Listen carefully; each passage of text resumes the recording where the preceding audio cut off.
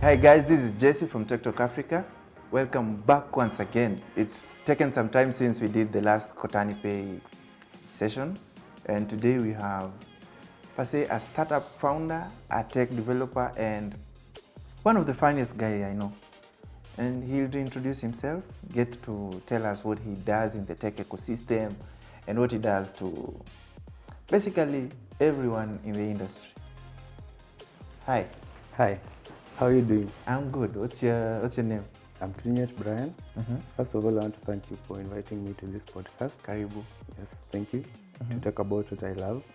Yeah. So I'm a software engineer. I build IoT solutions and also we build web applications. I'm also the co-founder Cock.com. You might have heard about it. Yeah, so that's basically about me. Okay, so back down a little before you tell us all the professional side of Brian. Who is Brian basically? How did you grow up? How did you find yourself inside technology and basically inside IoT? Okay, my passion in tech started in high school. When I was in Form 2, I actually did computer studies. At first, I found computer studies boring, but in Form 2, I started enjoying it, and I started digging deep into tech. Then I realized there's something called programming. Our computer studies teacher used to talk a lot about coding, things he has done in tech, programming.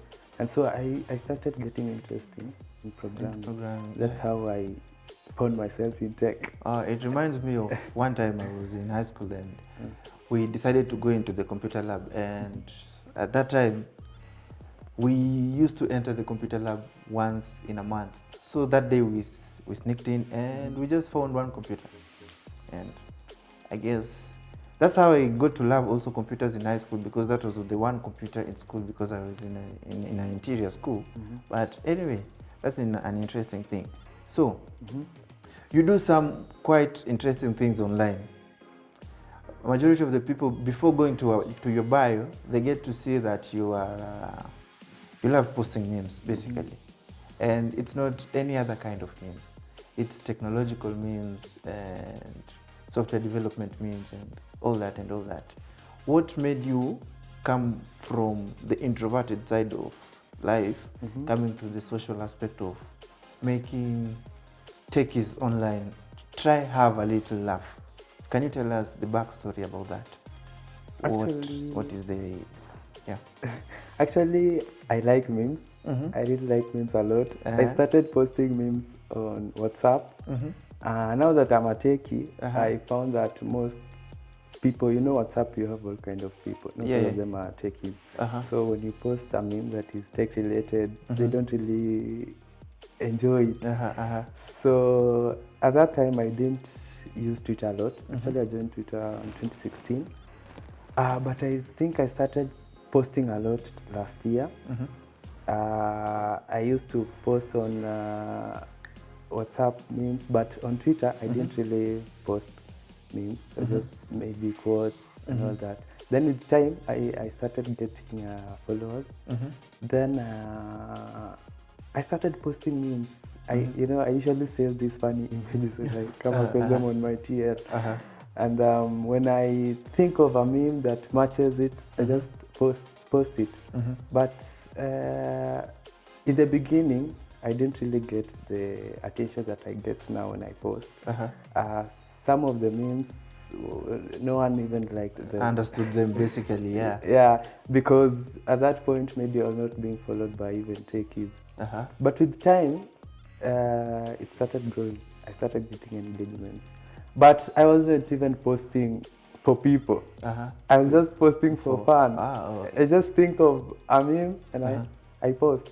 Can you tell us one meme that you posted and you had quite an interesting session per se, not about the meme, but it was quite relatable to the developers, that one solution came out of you posting the meme? And what was it about? Okay, I've really posted that. I can't remember at this point. Okay. Okay. So basically, it's just to keep the techies very happy online, and per se not offer like some solution. Let's say you post about some joke about a database system and all that. Do newbies come and ask questions under the comment system of, okay, what is this? How do you maneuver around? Or Yeah, I found people asking such questions, but not many. Most of them come to my DM. oh, to ask. awesome. Yeah. So, okay, you are part of a tech religion that it's not outside there. People don't know about it, per se. When you say Internet of Things, and when we come to grammar, things are just things, basically. And you say Internet of Things, we get too lost. So you people are not outside there, like the fintech society and the food society. Can you tell us what it is about that religion and what is IoT? Can you introduce some few people into it? Okay, basically, IoT, which means Internet of Things, are just objects that communicate with each other. Yeah, like we human beings communicate, but now in this case, objects communicating. Okay. So we have, these objects are embedded with sensors. You can think of, when I say objects, it can be your phone communicating with your car, your phone communicating with your lights, something like that. Oh, so that is the Internet of Things. Yeah, it's basically objects exchanging data. Awesome. Yeah. Awesome. So Google Home, Alexa, all that is Internet of Things. Yes. Okay, that is interesting. So we usually have some interesting questions inside there, just to gauge you of your mind and what you're all about, if you are aware about the ecosystem and all this. So now, first question: who is the father of computers? Basically, you've been using computers for a very long time, since high school. Who is the father of computers? I can say Charles Babbage. Charles Babbage. Yeah. Yeah. Or what made you come to first think of it's Charles Babbage? I think he's one of the first guys who really built the first computer. Yeah. So there's been quite a journey since he started. Yeah, of course, and all that. Computers have really evolved. The first computers didn't even have keyboards. There was no mouse. Yeah, I understand. Yeah, and I think Charles Babbage, together with a lady called Ada Lovelace, worked together to come up with the first language. I think it was called Ada. Yeah. Actually, just jumped into my second question. This guy is a genius. Anyway, so you were doing IoT, and there's some new trend coming online. It's called Web3. Basically, blockchain and all that kind of stuff. Can you tell us IoT and Web3, in your own views? Do you think it's something that they can merge in, and how do you think they can merge in? Yes, I think IoT and Web3 can merge, and you can enable them to work together and build really amazing solutions. This is how I think Web3 is going to maybe merge with IoT. You've heard of smart cities, like Konza. Yeah. So Web3 is basically supposed to solve the data privacy issue. Yeah. And right now we are worried about what our phones know about us. And as I told you, the Internet of Things have devices in your house that maybe we can have devices in your house that consumes data and maybe sends data to the cloud. You can imagine how much more data will be out there about us.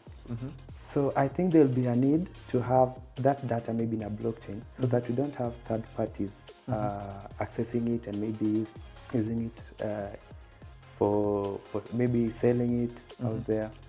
Yeah.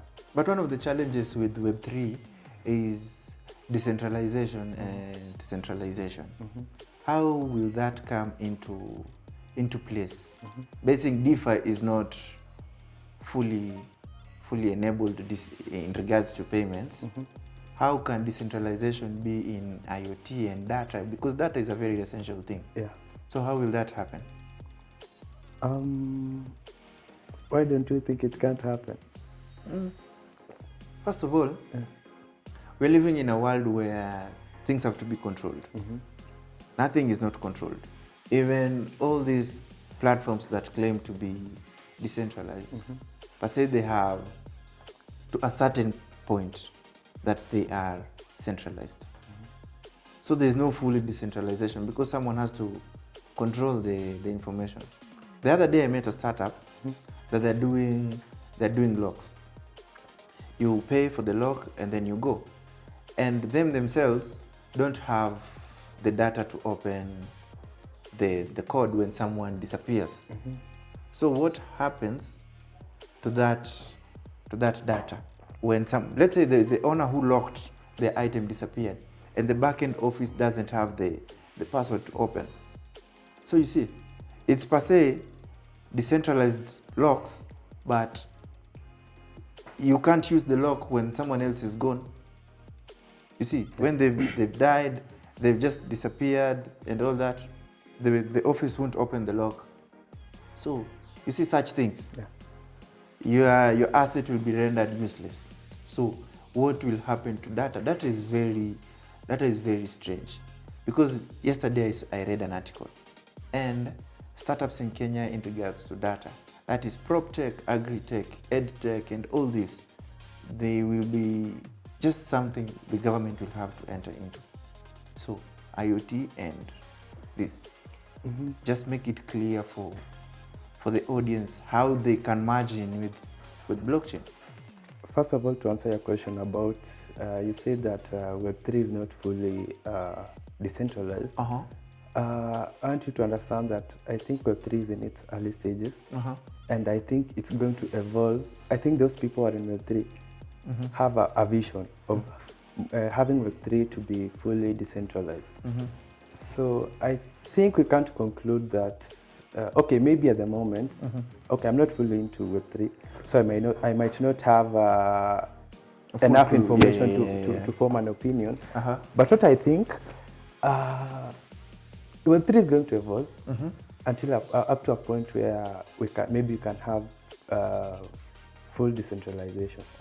Yeah. So maybe at that point we can have whatever the sensor that we have installed in our homes, we can have that data instead of going to the cloud, the Web2 cloud, that can go to Web3. Now we won't be worried about someone accessing, getting to know what you usually do, and maybe using that to, people can do a lot of things with your data. Awesome. Since you answered my second question, I'll jump onto another question. Who? Why are you looking at me so nervous? So, who invented? I asked that question in the previous episode. So, who invented the HP computer? HP. Yeah. HP. Okay, I know HP in full means Hewlett Packard. So it has to be either someone who's called Hewlett Packard or two people with one called Hewlett, called Packard. Another one called Packard. Yeah, but I'm not sure. That is a mystery. Well, I'll inform you probably as the episode goes by. But I believe your computer at home, is it a HP or something? Yeah, I use HP. You should probably know who uses it. So, into the other question. Something funny has been happening around. We know of a place you are Kirinyet, right? Yeah. Kirinyet is a Kalenjin name or? Yeah. It's a Kalenjin name. Now, the people from MULOT, they've been known for scams and a lot of things online. And now there's a software factory developing there. Can you tell us about it, and if you are part of the board inside, and what do you think, will it just encourage development areas, or do you think it's just something for votes and all this? Actually, I came to learn about Bombay Software Factory when someone tagged me on a tweet. And I thought it was just one of those funny tweets. People are used to tagging me when they come across funny stuff. So I didn't know that it was actually something that exists.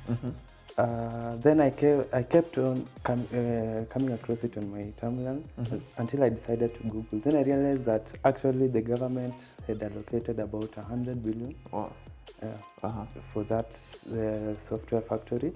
And I think the government intends to create employment for about 100,000 software engineers. Do you think that is capable?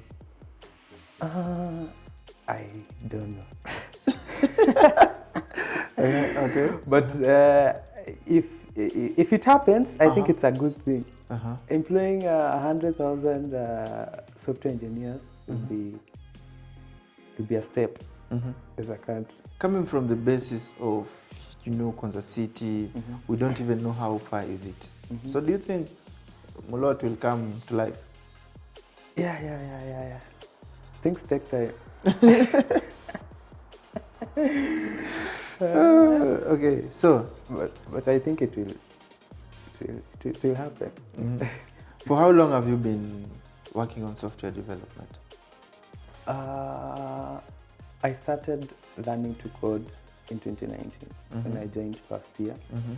Okay, as I told you, my interest in tech started in high school, but of course high school we didn't do a lot of coding. We played around with the first app I felt I built was in Microsoft Access. Yeah, but it doesn't have a lot of coding. So I started coding in first year 2019. Yeah. Okay. So, but I started building software professionally last year. So which is the first language you interacted with? The first real language I interacted with is C. Yeah. Okay. So in regards to that, you've been at iHub and Nairobi Garage and all these other hubs that do tech? Not really. Not really. So it's either school or home? Yeah. Okay. So in regards from 2019 and all that time backwards, or let's say from 2019 up to now, it's not so many years, but quite some things have been developing in the tech ecosystem. So which wave have you missed or you regret missing since 2019 up to now? I don't think there's a wave I've missed. And if there is, I don't feel bad about it. I usually see tech as just tools that we use.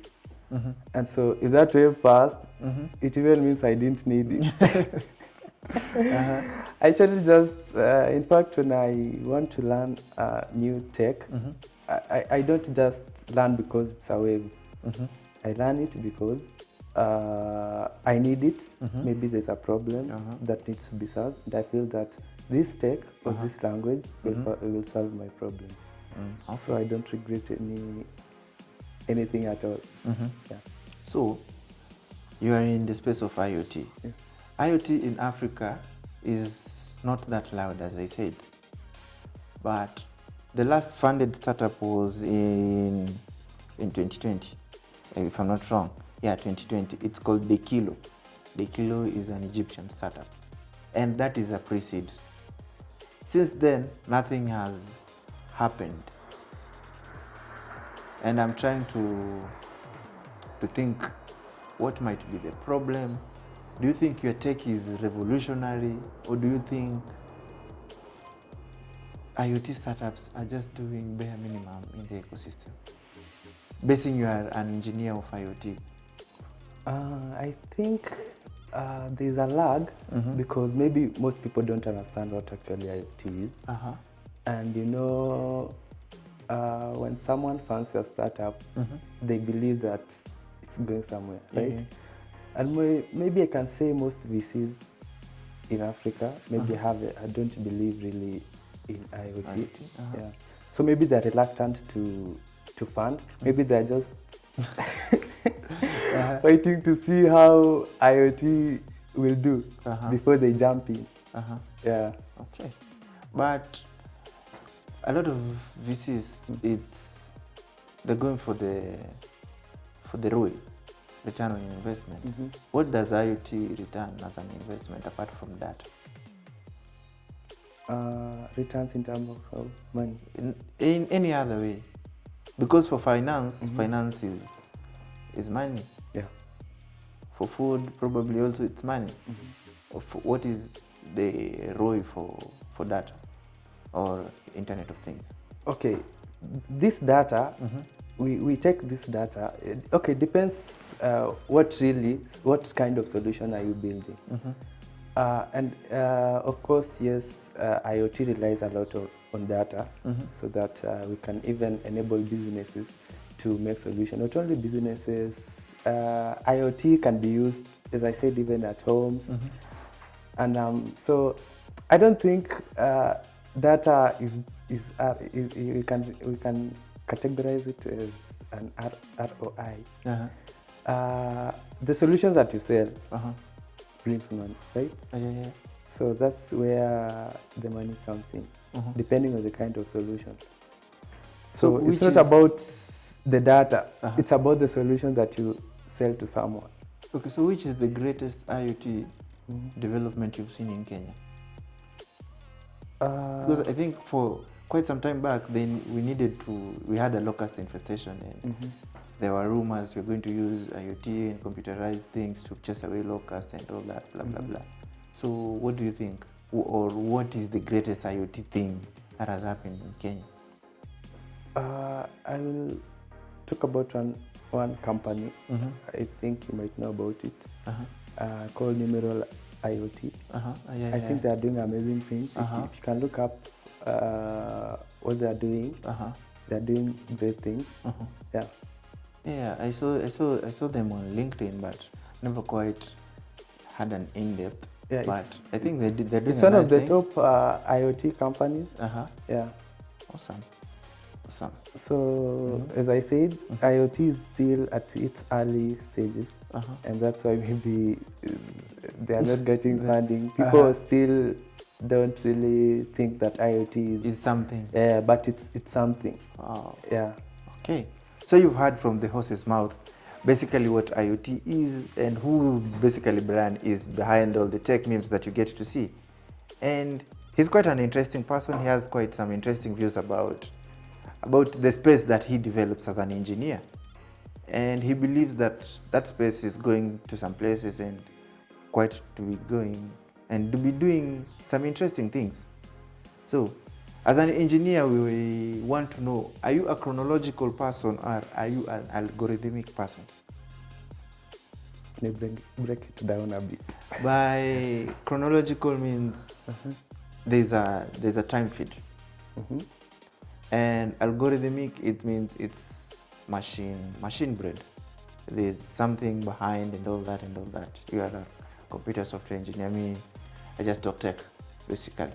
So, are you a chronological person? When you design something, do you want it to be followed in a sequence, or let the machine decide?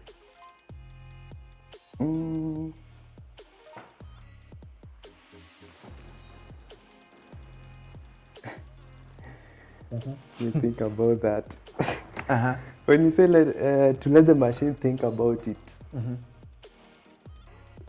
I think we always build algorithms to help the machine decide. So I don't quite understand your question.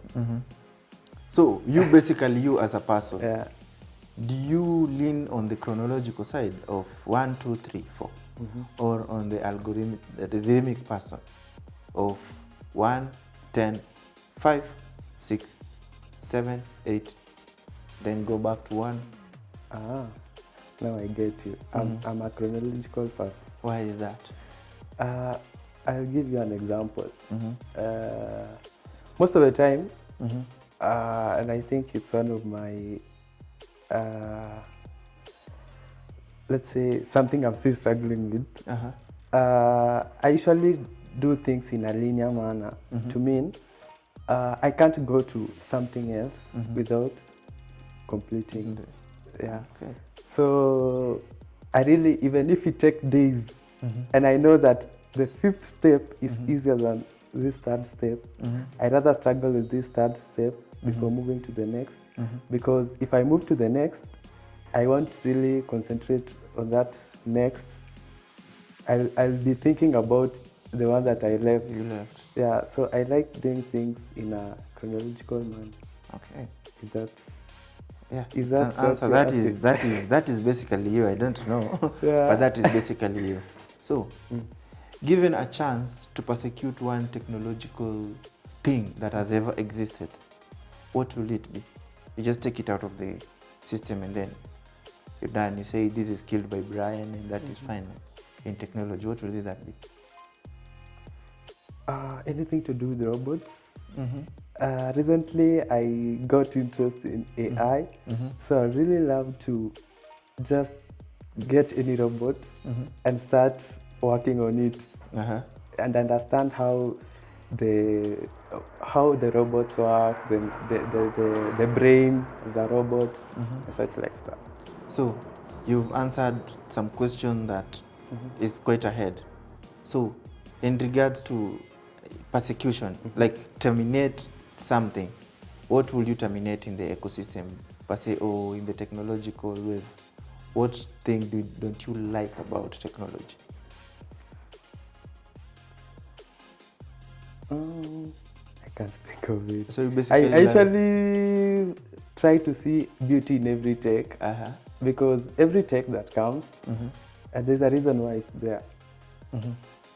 People don't just wake up and do stuff. Okay. So So basically, every tech is good for you. I'm not saying it's good for me, but it's good for someone, even if it's not good for me. Because basically, as a software engineer, you have to look at a couple of things when you're developing. The behavioral aspects and other custom things. Because personally, I'd persecute people who develop or the technology behind Infinite Scroll. Because there's no thing I want to scroll and not finish. You see, where is the end? You know, there's an end to everything. Web 2 is coming to an end, we're going to Web 3. So why can't I scroll to the finish? That is one technology I'd just decapitate and take it out. You see, that is basically my aspect. For you, I think technology is good in every sense. And since technology is good for you in every sense, I want you to place yourself in a shoe of a VC. Outside your norm, that is IoT. What would you fund? And why would you fund that technology?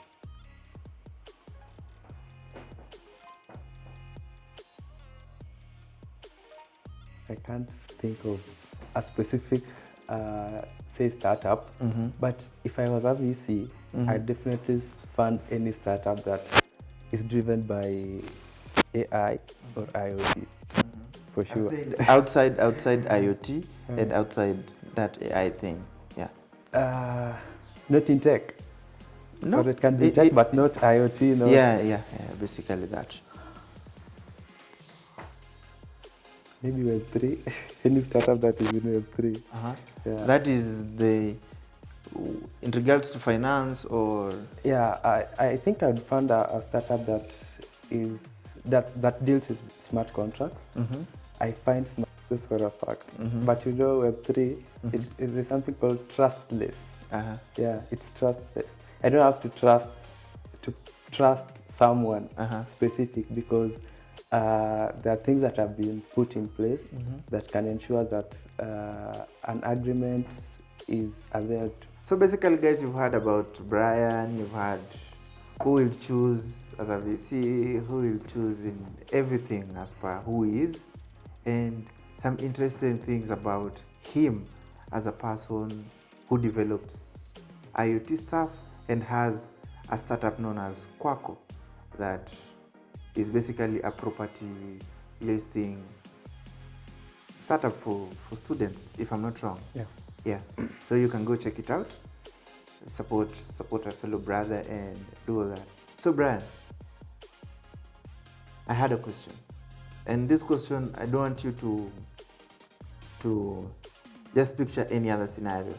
So robots versus humans. You are basically in IoT and you develop IoT. So basically you are in either, but I need you to choose. So robots versus humans. Who would you choose as your winner and why? I will choose human is my winner. Uh-huh. Because as I said, we don't yet have a robot that does basically everything that a human does. I think success has come in places where we build robots that do specific things. So we're still ahead of robots, but they can beat us, yes, in specific things. Yeah, like you've had a robot beating the best chess player.